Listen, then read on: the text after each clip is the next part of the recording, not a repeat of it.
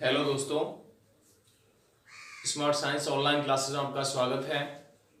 आज हम बात कर रहे हैं कोलॉइड का अगला पॉइंट, जिसमें अपन कहते हैं कोलॉइड के अवयव के बारे में। अवयव का मतलब होता है भाग, कि जो कोलॉइडी तंत्र है वो कौन कौन से भाग से निर्मित होता है, बना हुआ होता है। यहाँ से अपन कहते हैं कोलॉइड एक विषमांगी प्रावस्था या विषमांगी तंत्र है जिसमें दो मुख्य रूप से अवयव विद्यमान होते हैं। अब कौन कौन से अवयव विद्यमान होते हैं? एक तो होता है परिक्षिप्त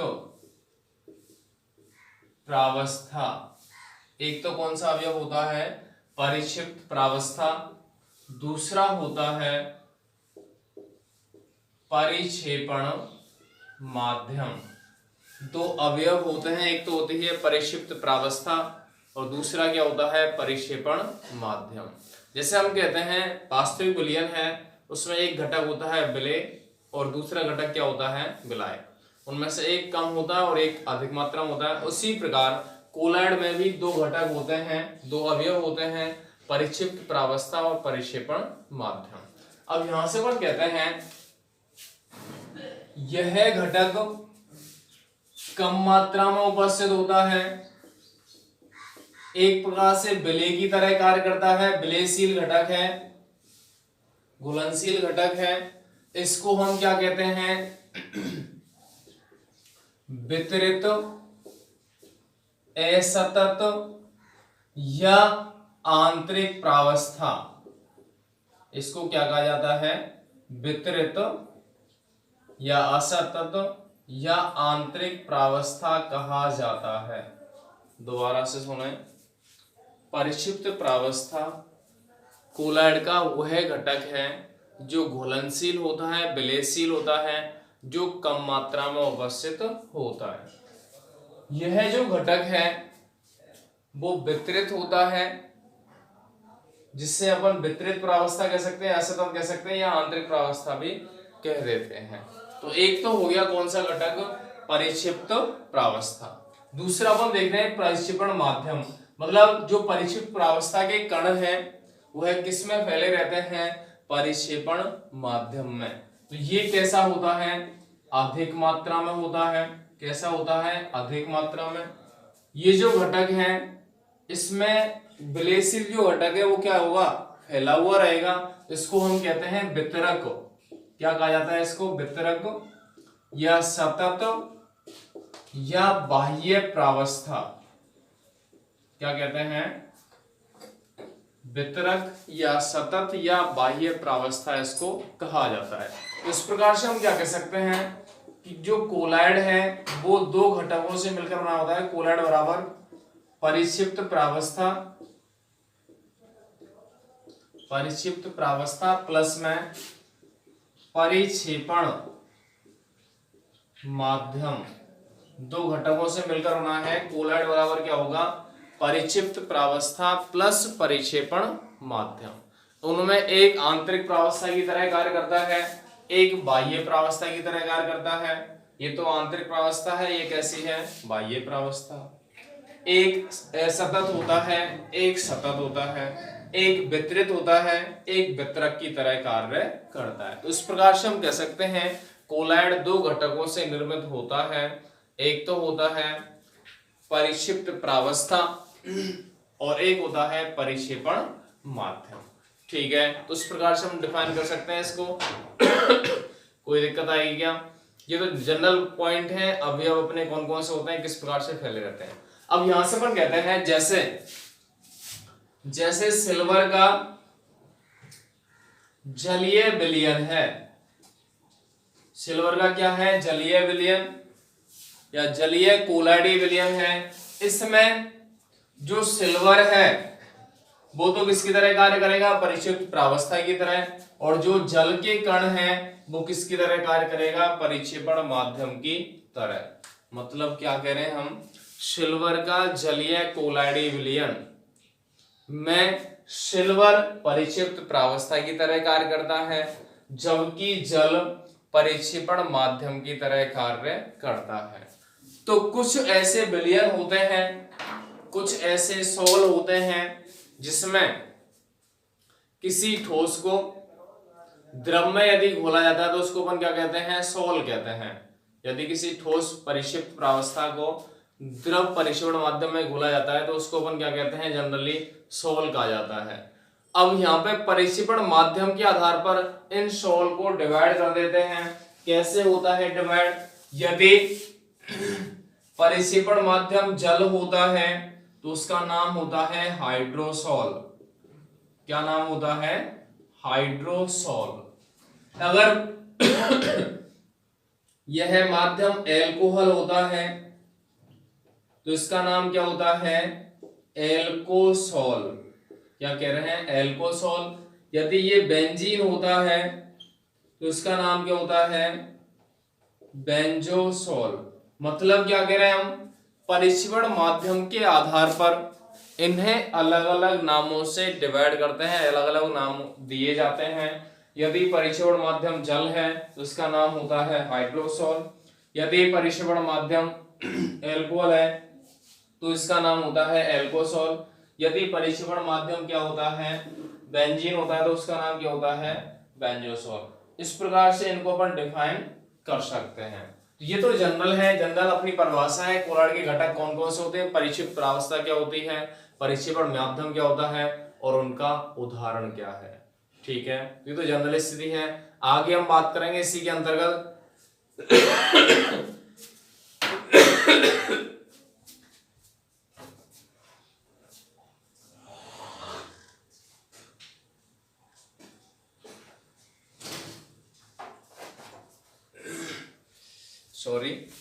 आगे हम बात कर रहे हैं इसी टॉपिक के अंतर्गत कोलाइडी तंत्र के बारे में। कोलाइडी तंत्र होता क्या है सुने।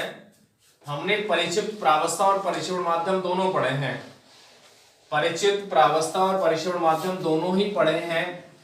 तो यहां पर परिक्षिप्त प्रावस्था और परिक्षेपण माध्यम की, परिक्षिप्त प्रावस्था तथा परिक्षेपण माध्यम की भौतिक अवस्था के आधार पर, क्या कह रहा हूं मैं, परिक्षिप्त प्रावस्था तथा परिक्षेपण माध्यम की भौतिक अवस्था के आधार पर जो कोलाइडी तंत्र होते हैं उनको 8 प्रकारों में बांटा जाता है। अब यहां पर अपन किसकी बात कर रहे हैं? कोलाइडी तंत्र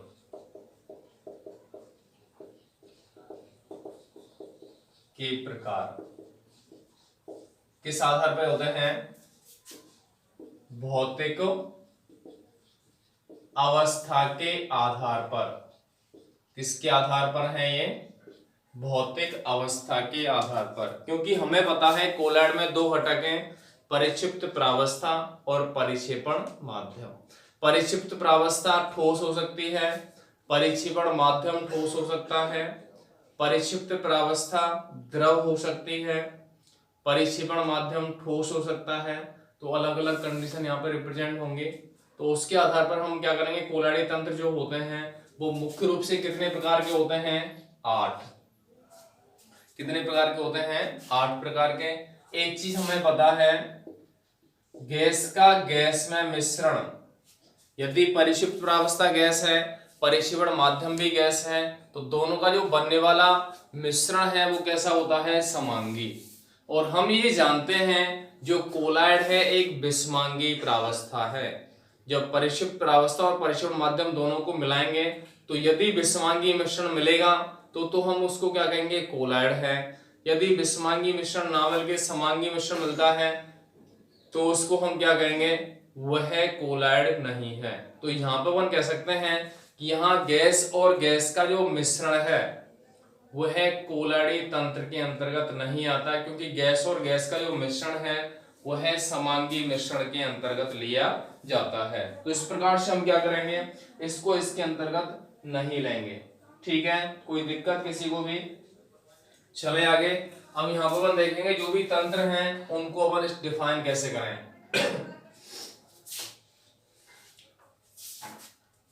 देखो, परिक्षिप्त प्रावस्था परिक्षेपण माध्यम तंत्र के प्रकार, उसके बाद उनके उदाहरण, उसके बाद क्या देखेंगे उनके उदाहरण। सबसे पहला आता है परिक्षिप्त प्रावस्था यदि ठोस होती है, परिक्षेपण माध्यम भी ठोस होता है, इसको क्या कहा जाता है, ठोस सॉल। क्या कहते हैं, कोलाइड तंत्र के प्रकार में क्या कहते हैं इसको, ठोस सॉल कहते हैं। परिक्षिप्त प्रावस्था भी ठोस है, परिक्षेपण माध्यम भी ठोस है, तो इसको हम क्या कहते हैं, ठोस सॉल। इसके उदाहरण होते हैं रूबी कांच, रत्न पत्थर। चमकीले जो पत्थर होते हैं वो रत्न पत्थर की तरह कार्य करते हैं, आभूषणों में प्रयुक्त होते हैं, तो वो कैसे कहलाते हैं, ठोस सॉल कहलाते हैं, जिनमें परिक्षिप्त प्रावस्था और परिक्षेपण माध्यम दोनों ही क्या होते हैं, ठोस होते हैं। इसके बाद दूसरा देखें, ठोस परिक्षेपण माध्यम क्या हो, द्रव, इसको हम क्या कहते हैं, केवल सॉल।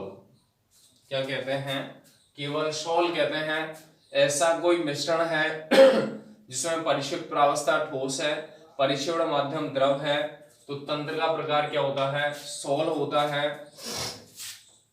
इसका उदाहरण होता है पेंट, प्रलेप, कोशिका तरल। क्या क्या अपने एग्जाम्पल हैं, पेंट होता है, प्रलेप होता है लेप करने वाला पदार्थ, और कोशिका तरल इसके अंतर्गत आएंगे।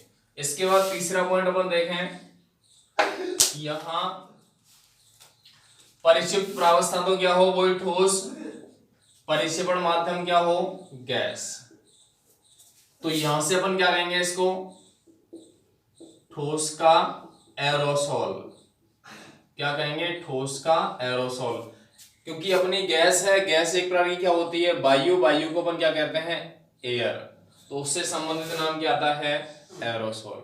क्योंकि ठोस का एरोसोल कैसे है, क्योंकि इसमें ठोस परिक्षिप्त प्रावस्था के रूप में कण विद्यमान होते हैं, तो इसको हम क्या कहते हैं, ठोस का एरोसोल। एग्जाम्पल होता है धुआं, धूल, एक तो क्या कह रहे हैं, धुआं इसका एग्जाम्पल है, इसके अलावा धूल जो होती है वो है भी किसका एग्जाम्पल है, ठोस का एरोसोल। तो तीन अपन ने पढ़ लिए, जिसमें तीनों में परिक्षिप्त प्रावस्था तो ठोस होती है, लेकिन परिक्षेपण माध्यम ठोस, द्रव, गैस कुछ भी हो सकता है। उसके आधार पर तंत्र के प्रकार पढ़े हैं और उसके संबंधित अपन ने उदाहरण यहाँ पे देखे हैं। ठीक है, अब नेक्स्ट अपन देखेंगे फोर्थ, यहाँ अपन बात कर रहे हैं द्रव। परिक्षेपण माध्यम क्या हो, ठोस। यदि परिक्षिप्त प्रावस्था क्या होती है, द्रव होती है, परिक्षेपण माध्यम ठोस होता है, तो इसका प्रकार होता है जेल। क्या होता है, प्रकार जेल होता है। इसके उदाहरण क्या होते हैं, जेली, पनीर, इसके अलावा कीचड़ भी हो सकता है इसका एग्जाम्पल। क्या हो सकता है, कीचड़, दलदल युक्त जल भी इसके अंतर्गत उदाहरण में आएगा। यदि द्रव को किसमें घोल रहे हैं हम, ठोस में, तो क्या बनेगा, जेल बनेगा। इसका एग्जाम्पल जेली, पनीर, कीचड़ हो सकते हैं। ठीक है, इसके बाद अपन देखें पांचवा एग्जाम्पल। अब अपन क्या करेंगे, द्रव। द्रव ही तो परिक्षिप्त प्रावस्था है और द्रव ही क्या है, परिक्षेपण माध्यम। क्या कह रहा हूं मैं, द्रव ही तो परिक्षिप्त प्रावस्था है और द्रव ही क्या होता है, परिक्षेपण माध्यम। तो यहां से अपन क्या करेंगे, इसका नाम होता है पायस, जिसको इंग्लिश में कहते हैं इमल्सन। क्या कहते हैं, इमल्सन। तो द्रव, द्रव का कोलाइडी विलयन क्या कहलाता है, पायस कहलाता है, जिसे इमल्सन या पायस बोला जाता है। उदाहरण क्या होते हैं, जैसे दूध है, दूध जो होता है वो विलयन नहीं होता, कोलाइड होता है। इसके अलावा जल तेल मिश्रण, क्या कह रहे हैं, जल तेल मिश्रण किसके अंतर्गत आएगा, पायस के अंतर्गत। इसके अलावा पनीर को भी अपन, पनीर तो यहाँ पे आ गया, ये दोनों कंडीशंस किसके अंतर्गत आती हैं, द्रव द्रव कोलाइडी विलयन के अंतर्गत, जिसको अपन क्या कहते हैं, एमल्सन या पायस। तो ये अपने कितने पॉइंट हो गए, 5। तो 5 के अकॉर्डिंग अपन क्या कर सकते हैं, इनको डिफाइन कर सकते हैं। कोई समस्या किसी को भी आराम से कर सकते हैं। उसके बाद अपन देखेंगे क्या अगला कोलाइडी तंत्र। देखो कितने रह गए, अब 3 और रह गए ना, 3 कोलाइडी तंत्र और अपन देखेंगे। सभी स्टूडेंट ध्यान से देखें, यहां तंत्र का प्रकार और उससे संबंधित उदाहरण हमें पता होना चाहिए।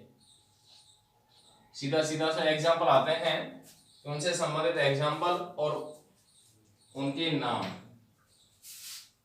हमें ये पता होना चाहिए।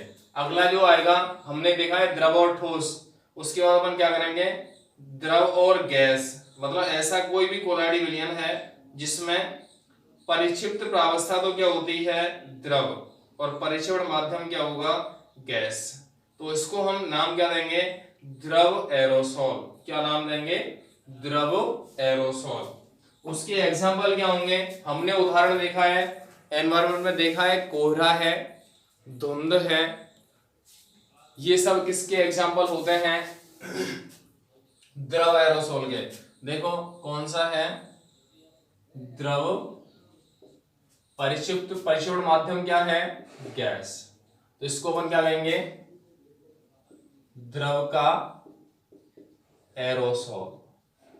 इसके एग्जाम्पल क्या होते हैं, कोहरा, धुंध, इसके अलावा कीटनाशक दवाओं का स्प्रे, दवाओं का स्प्रे। तो किसका एग्जाम्पल है, द्रव गैस, द्रव गैस का एरोसोल। इसमें अपन कह सकते हैं दूध जल तेल मिश्रण में दवाइयां भी हो सकती हैं, दवाइयां भी हो सकती हैं। इसके बाद अगला आएगा जिसको हम क्या कहेंगे, गैस ठोस। इसको अपन क्या कहेंगे, ठोस फॉर्म। क्या कहेंगे, ठोस फॉर्म। इसके उदाहरण क्या होते हैं, प्यूमिस पत्थर या स्पंज भी होता है। प्यूमिस पत्थर मतलब कुछ पत्थर ऐसे होते हैं जिन पर प्रेशर अपन दाब आरोपित करें वो दब सकते हैं, तो उनको हम क्या कहते हैं, प्यूमिस पत्थर। स्पंज भी इसके अंतर्गत उदाहरण आता है। तो किसका एग्जाम्पल है ये, गैस परिक्षिप्त प्रावस्था है, ठोस परिक्षेपण माध्यम है, उसको हम क्या कहते हैं, ठोस फॉर्म। इसका उदाहरण क्या है, प्यूमिस पत्थर और स्पंज। एक और रह गया है, वो कौन सा, 8वां। इसमें अपन क्या करेंगे, गैस और द्रव। इसका उदाहरण आता है फॉर्म। केवल क्या एग्जाम्पल आता है, फॉर्म आता है। इसके लिए एग्जाम्पल आते हैं समुद्री झाग, समुद्री झाग, फेंटी गई क्रीम, क्रीम, साबुन के झाग, ये सब किसके उदाहरण हैं, फॉर्म के। तो इस प्रकार से हम ये कह रहे हैं कि गैस और द्रव का जो मिश्रण है, जिसमें गैस परिक्षिप्त प्रावस्था होती है, द्रव परिक्षेपण माध्यम होता है, तो वह फॉर्म कहलाता है। जिसके एग्जाम्पल होते हैं समुद्री झाग, फेंटी हुई क्रीम या समुद्र साबुन के झाग, इसके अंतर्गत लिए जाएंगे। ठीक है। सब स्टूडेंट एक बार और देख रहे हैं दोबारा से, मैं बता रहा हूं इसी के अंतर्गत दोबारा से डिफाइन कर रहा हूं कैसे कैसे होता है। हम ये कह रहे हैं कोलॉइड के दो भाग होते हैं, एक तो होती है परिक्षिप्त प्रावस्था और एक क्या होता है परिक्षेपण माध्यम। क्या क्या होते हैं? परिक्षिप्त प्रावस्था और परिक्षेपण माध्यम। अब परिक्षिप्त प्रावस्था और परिक्षेपण माध्यम दोनों मिलते हैं तो विषमांगी मिश्रण का निर्माण होता है, और विषमांगी मिश्रण अगर होता है तभी वह कोलॉइड कहलाएगा। यदि दो पदार्थों को हम मिला रहे हैं, दो अवस्थाओं को मिला रहे हैं और मिश्रण समांगी मिलता है तो उसको हम कोलॉइड के अंतर्गत नहीं ले सकते। और एक चीज अपन सुने, गैस और गैस अगर किसी भी मिश्रण में परिक्षिप्त प्रावस्था और परिक्षेपण माध्यम दोनों ही गैस होते हैं तो वहां से मिलने वाला जो विलयन है वो समांगी होगा, या मिश्रण जो होगा वो समांगी होगा, ना कि विषमांगी। इस वजह से गैस और गैस का जो मिश्रण है वह कोलॉइड के अंतर्गत नहीं आता। ठीक है, इसके बाद अपन बात करें कि उसको अगर अपन छोड़ दें तो कोलॉइडी तंत्र टोटल कितने होते हैं? 8 प्रकार के। कितने प्रकार के होते हैं? 8। शुरुआत मैंने बताया था कि ऐसा कोई कोलॉइडी विलयन जिसमें परिक्षिप्त प्रावस्था और परिक्षेपण माध्यम दोनों ही ठोस होते हैं उसको हम क्या कहते हैं? ठोस सॉल्व। क्या कहते हैं? ठोस सॉल्व। एग्जाम्पल क्या होता है? रूबी कांच, रत्न पत्थर। ठीक है इसके अलावा दूसरा अपन ने देखा था कि ठोस को हम किस में घोल रहे हैं? द्रव में। परिक्षिप्त प्रावस्था तो क्या है? ठोस, और परिक्षेपण माध्यम क्या है? द्रव। तो उसको हम क्या कहते हैं? सॉल्व। तो उससे संबंधित जो एग्जाम्पल है प्रलेप है, पेंट है, कोशिका तरल है, उसके अंतर्गत आते हैं। ठीक है, तीसरा जो था ठोस को अपन किस में घोल रहे हैं? गैस में। तो उसमें परिक्षिप्त प्रावस्था तो ठोस थी और परिक्षेपण माध्यम क्या था? गैस। तो उसको हम क्या कह रहे थे? ठोस एरोसोल। ठीक है, एग्जाम्पल क्या था? धुआं था। धुएं में जो कण है वो ठोस होते हैं। इसके अलावा धूल, जो धूल है उसमें भी जो डस्ट पार्टिकल हैं वो ठोस अवस्था में पाए जाते हैं या एयर में वो विद्यमान होते हैं। इसके अलावा हम बात करेंगे द्रव। यदि द्रव को अपन ठोस में घोलें, द्रव को यदि ठोस में घोला जाए तो निर्माण होता है कोलॉइडी तंत्र का जेल। जेल का निर्माण होता है, और जो जेल है वो जेली होता है, पनीर होता है, इसके अलावा पेस्ट होता है, उन सब में ये विद्यमान होता है। ठीक है, इसके बाद हम बात कर रहे हैं द्रव और द्रव, मतलब परिक्षिप्त प्रावस्था और परिक्षेपण माध्यम दोनों ही द्रव होते हैं तो उसको हम क्या कहते हैं? एमल्सन या पायस। ठीक है, एग्जाम्पल होते हैं दूध है, तेल और जल का मिश्रण है, दवाइयां हैं। किसके अंतर्गत आती हैं? एमल्सन या पायस के अंतर्गत। ठीक है उसके बाद अपन बात करेंगे द्रव और गैस, जिसमें परिक्षिप्त प्रावस्था तो द्रव होती है, परिक्षेपण माध्यम क्या होता है? गैस। उसको हम क्या कहते हैं? द्रव एरोसोल। क्या कहते हैं? द्रव एरोसोल। इसके अंतर्गत एग्जाम्पल आते हैं कोहरा होता है जो हमने देखा है, धुंध होती है वो भी है, इसके अलावा कीटनाशक जो स्प्रे हैं वो भी इसी के अंतर्गत ली जाती है। लिखा है मैंने कीटनाशक दवाइयों का स्प्रे। ठीक है, इसके बाद अपन बात करते हैं परिक्षिप्त प्रावस्था तो क्या हो? गैस, और परिक्षेपण माध्यम क्या हो? ठोस। तो उससे बनने वाला कोलॉइडी तंत्र होता है क्या? ठोस फॉर्म। क्या होता है? ठोस फॉर्म। एग्जाम्पल होते हैं क्यूमिस पत्थर और स्पंज, क्योंकि स्पंज को अपन दबा सकते हैं, वापस पहली वाली आकृति में आ जाएगा तो उसको अपन क्या कहते हैं? ठोस फॉर्म। इसके अलावा एक होता है द्रव। गैस को अपन किस में मिला रहे हैं? द्रव में। गैस को किस में मिला रहे हैं? द्रव में। तो किसका निर्माण होता है? फोम का। इसके एग्जाम्पल होते हैं समुद्री झाग, फेंटी हुई क्रीम या साबुन के छाल। तो इस प्रकार से टोटल जो कोलॉइडी तंत्र हैं वो कितने हो जाते हैं? 8 हो जाते हैं। किसके आधार पर विभेदित किए गए थे? परिक्षिप्त प्रावस्था और परिक्षेपण माध्यम की भौतिक अवस्था के आधार पर कोलॉइडी तंत्रों के प्रकार। तो इस प्रकार से 8 प्राप्ति होती है। इनसे संबंधित कोलॉइडी तंत्र हमें याद रखने हैं, इसके अलावा उनके उदाहरण हमें याद रखने हैं। कोई समस्या नहीं होगी। सभी स्टूडेंट ध्यान से वीडियो को देखें और उससे संबंधित नोट्स अपन कंप्लीट कराएंगे। किसी प्रकार की कोई समस्या होती तो व्हाट्सएप नंबर पर कांटेक्ट कर सकते हैं। धन्यवाद।